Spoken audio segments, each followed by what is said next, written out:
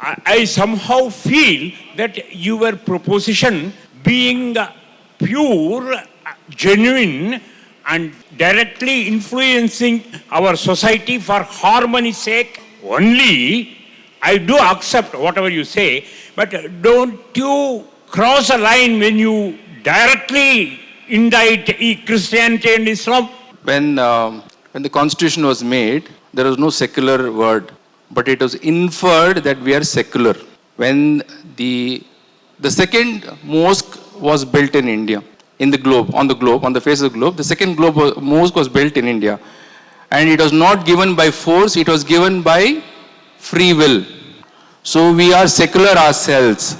Nobody needs to influence us about our secularism or our way of accepting other religions. But unfortunately, you must also understand that if there are 1,000 sheep in one pen, one field, 1,000 sheep in one field, and one tiger in that field, and say that since you are a minority, you can do what you want. 1,000 sheep, which is majority, one tiger is a minority. You know what will happen eventually? So the question is, we can adapt other religions by becoming philosophical. It will enhance your spirituality, but not everybody is spiritual at many levels. When you attain it, then you do discourse and talk to people. Why do our ancient sages, you just do this? Many of us think that it is vague practices. We don't know. But when you get spiritual, you'll know the reason. But the front line who does not know spirituality, who does not know religion, they just need to practice. So my advice to everybody is this: when you say all gods are one, it's good for you. But what will happen to your children who does not know religion? Especially in a situation where you do not teach religion to your people, your family, your children. Your children does not know. So what happens when you talk about Trinity? The influence is going to be much, much higher. The inclination is going towards the Abrahamic faith. So people who propagate religion, especially when it comes to all gods are one, should understand there are different stratas of people in the society. You cannot tell this to the front line. Please understand there is a difference between inclusivity and tolerance. Inclusivity and tolerance. We are inclusive, but we should not be tolerant when it comes to our dharma. One Christian friend of mine used to say that whatever onslaught is there on Sanatan Dharma or Hinduism, whatever we call it as, it will never perish or it can never be decimated. Because it has a biblical sanction. The person is well read in the Bible. Okay, the Bible tells very clearly, Jesus will come back. Okay, when he'll come back is when everybody gets converted. When the word of God gets to meet everybody. Okay, that's what it says in the Bible. Take my word to the ends of the world and then I will come. So he believes in the Bible and is very committed, and that's why he's told you. It's going to be a struggle. It's going to be a struggle. But then in the larger interest of the nation, of preserving this Bharat, I think people like us have to come out. It is going to be a struggle. It's not going to be easy. And there could be a lot of people also who would want to come out, but there is a fear, because you know very well, marriage, birth, death is controlled by the church. And people fear about, where will I get married? Or where will my child get married? That is the question that is always there. So there's a fear psychosis, and there's a control mechanism because of which people do not want to come out in the open. Yeah, by following the Sanatana Dharma, the basic element is Nyayena Margena Mahim Magisaha. Justifiable path to everyone and a pathway for everyone to participate. So does those 33 crore gods, right? Let it be Okay, hold on. Does that, none of the gods have a problem, but my God has a problem. My God has a problem. He says, do not accept any of your gods. Simple as that, full stop. I am the Lord your God, you shall have no other gods before me. You can accept me, I don't accept you unless and until you become a Christian. Until that time, you are a lost sheep. You are a kafir. You are a non-believer. You are a Gentile. And until that time you will go to hell. And it is my pious duty, yen dharma venalaka, ungala convert panno. Unless and until you don't convert, you don't come to heaven. Because Jesus told very clearly, unless and until you don't believe in me, and if you believe in me, you must do what I am asking you to, you must baptize. Please do not mislead your people. If you tell you believe in Jesus, then I expect you to take baptism. It's a hypocrisy to say I believe in Jesus. Because if you say you believe in Jesus, you have to get baptized. If you say you believe in Allah, you have to do sunnat. Otherwise, please do not mislead. This is the teachings. What more can be done to align Indian Christians more to Bharat than what is being done already? That's my brief question. Don't do anything. Don't. It's a failed attempt. It's a failed attempt. As of now, it is important to integrate and assimilate the Sanatanis. Because if the Sanatanis are alive and existing, Christians also can be safe. I'm reasserting, if the Sanatanis are safe in this nation, we Christians also can be safe in this nation. Okay? So don't worry about the Christians. They are taken well care, hospital, schools, everything is there. Do not worry about it. It is important for the Sanatanis to integrate. Because we have only one nation. Only one nation. We don't have anywhere to go. Anywhere to go. So it's important that do not worry about others. Do not go to debate for others. I always say people, do not go and do religious discussions with Christians and Islam. Because you know why? You will fail. Because there are three ways how they counter you. First, they will convince you. If you don't get convinced, they will confuse you. If you don't get confused, they will con you. So please do not fall into this trap. Keep away. Learn your dharma well and please practice it. To Indian Christians, which comes first, Christianity or the nation? Better question would be, which was asked to me by Arnab Goswami. After answering it, he never called me for any more debates. He asked me Bible or Constitution. In front of nation wants to know. So I didn't have a choice. I had to say Bible only. Because if I say Constitution, then I'm a non-believer. You said that a big industry is working for conversion. It is very true. They focus on the vulnerable, the target, the people who are vulnerable for conversion. And they are showing first is education, healthcare, medical, business, shelter, and liquid money. The last one is the Hindu hatred. You do this program, how many of you contributed here? How many Sanatanis contributed? So there is a problem. One is, see, funding is the most important thing for conducting such programs. But if it is a church which is doing it, believe me, there will be funding everywhere. And there are a lot of people who are funding. So FCR went and we don't want foreign funds. Foreign funds we want only to buy land. There are a lot of contribution inside the church itself. We have an average small church. Average 25 to 27,000 rupees per week, per Sunday. Contribution. Apart from that, there are a lot of other contributions. But I do not see that kind of contribution that comes in. Financial stability is more important to further our cause of saving Bharat. So that is one aspect of it. But answering to your point, if you can save your ecosystem, your family, if you can influence your family, your relatives, I think if we can, each and everyone can do it, I think that is a more stronger and healthier way of stabilizing and countering conversions. I take you to be a right-wing Christian. That's how I label you. You're a right-wing Christian. So you are in the Indic space. You are very active in the Indic space. So what kind of challenges, if any, you face as a Christian in the Hindu Indic space? Why I'm asking that is, I come from a Hindu background, but you are from a Christian background by birth. So I faced several challenges when I first stepped into the Indic space and Hindu space. You get judged all the time. What kind of challenges do you face? I'm asking this question because everybody in this hall today is Hindu.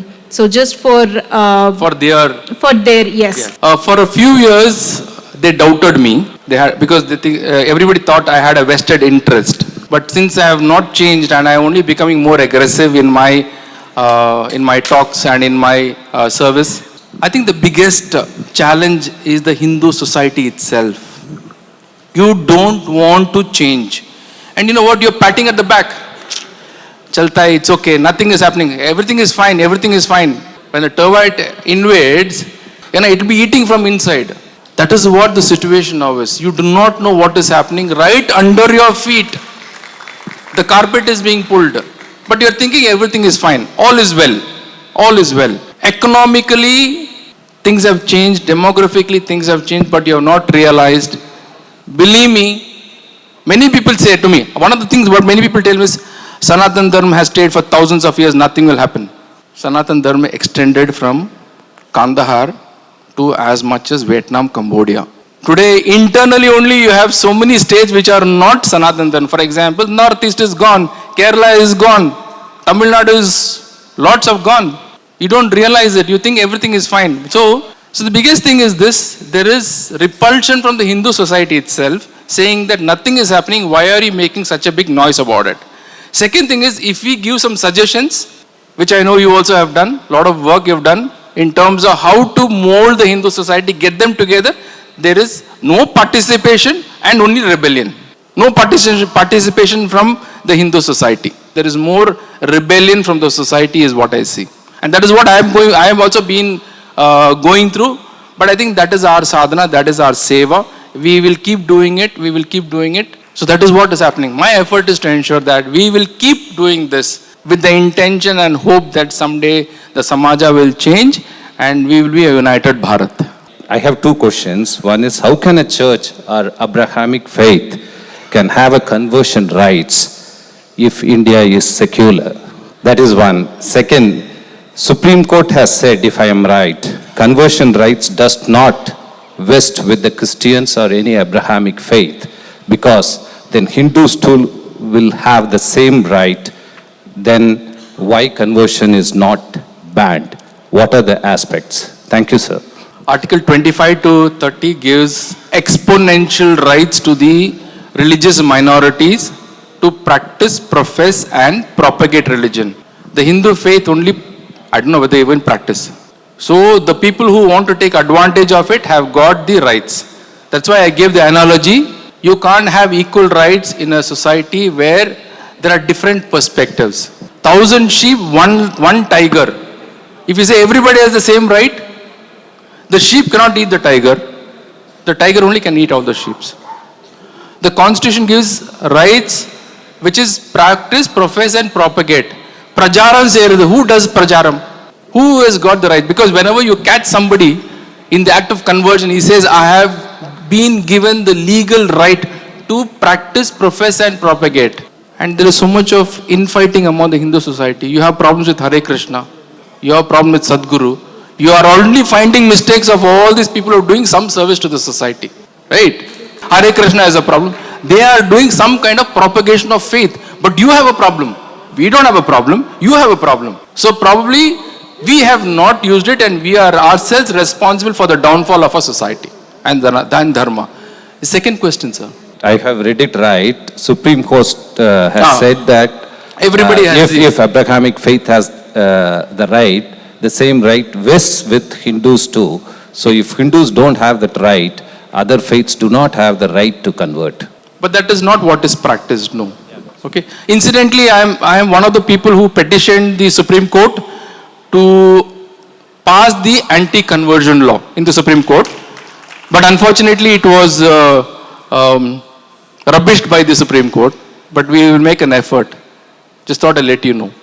We came to know, and also you have already told, that huge funds are coming from foreign countries for the conversion. And some political parties, both national and regional parties, used this amount and for support the conversion and attack the Hindu community. Is it possible to stop these type of funds from coming from the foreign countries, which threat to the Hindu community and it affects the harmony of the society? See, the whole funding activity is discussed. It's not that somebody calls, hey, when we have to do some program like this, you will call 10 people and say, program naduthano konja kaas kadunga. No, that is not the way the conversion business runs, especially the funding.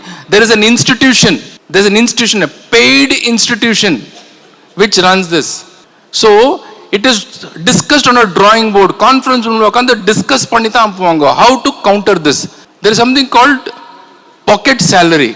If you put, see, the funding has different ways. So it need not be the FCRA. If you put counter the FCRA, there are other ways of getting the funds in. How many of you know what is the CSR activity? Corporate social responsibility. There are many ways of doing it. Many of these CSR funds, you know where they are going. Even your corporate first decision will be to support some kind of a Christian charity institution. Because when you talk about charity, you will not know, you will not talk about anybody other than Mother Teresa. Charity naka only Mother Teresa. Yeah, ISKCON pannliya, Akshay Patra pannliya. Why you don't talk about it? How many of you contribute? Charity, hospice, hospital, education, you only want Christians. You only, the top of mind recall. I will not blame you because our education books, our education system, society talks only about that. I think we need to come out of it. Funding will come. It will come in different ways. And I will not blame any political party, and I will not name any political party about it. There are ways. For example, if you look at the Northeast, how funding happens, it's a different game plan. If you look at the South, if you look at Karnataka, how the funding happens, it's a different game plan. So there are many ways the funding happens. You cannot counter it as of now. The government has done something as far as the CSR is concerned because they made some laws. Central bank, so SBI, all the funds has to come from SBI in Delhi. You have to open an account. So there are some counters happening, but it's a long way to go. For now, I think at the grassroots level is what we need to work on. Only thing that you really enthused is about this anti-conversion. How can an organization like this can progress in that direction, which probably can curtail these, happening conversions and things? Correct. How can we take it forward? See, when it comes, conversion is more than God. Okay, if you go to a hospital, who are the people who are falling prey to this conversion? Or if you go to a hospital, for example, I have personal experience. I've seen so many people falling to conversion. Just go to a hospital, especially Christian hospitals. Discounted price kadikumo illaya, that is a different question. But there are social workers who will come and talk to you. So many social nurses, they'll come and talk to you. Most of the nurses are Christians, right? They will find an opportunity and they will pray. Will you agree or not agree? You will agree because you are in a helpless situation. So when you are in a vulnerable situation, there is solace. There are people coming and meeting you. And these people will, the moment they know that there is an opportunity, whether it is a school, whether it is a hospital, anywhere else in the society, the first opportunity they get and you show some inclination that you are leaning, then you are a good target for conversion. As of now, which I've expressed to the organizers is this: we should do this kind of conclaves and meetings much more, and we should go to the gramams.